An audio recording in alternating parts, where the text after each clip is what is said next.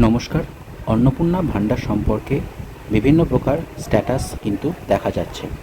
কোনো ক্ষেত্রে status approved, কোনো ক্ষেত্রে ভেরিফিকেশন অনগোয়িং, বা কোনো ক্ষেত্রে কী কারণে ফর্মটি রিজেক্ট করা হয়েছে সেটি কিন্তু বলে দেওয়া হচ্ছে।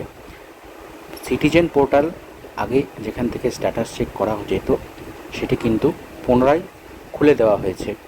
সেখান থেকে স্ট্যাটাস চেক করতে পারবেন, স্ট্যাটাস অ্যাপ্রুভড হয়েছে কিনা বা রিজেক্টেড হয়েছে কিনা সেটা দেখে নেওয়া যাচ্ছে। তার সঙ্গে অ্যাড করা হয়েছে আরও একটি অপশান। কি সেটি হলো ক্লেম এবং অবজেকশন।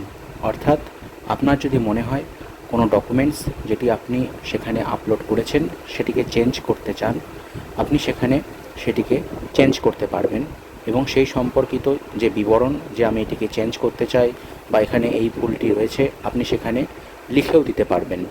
আরেকটি কী বিষয় এসেছে যে যদি আপনি এমন কাউকে জেনে থাকেন যে অবৈধভাবে, অর্থাৎ যে এই টাকাটি পাওয়ার যোগ্য নয়, যদি সে এই টাকাটি পেয়ে থাকে এবং ফর্ম ফিল আপ করে থাকে, আপনি সেক্ষেত্রে এটিকে জানাতে পারেন।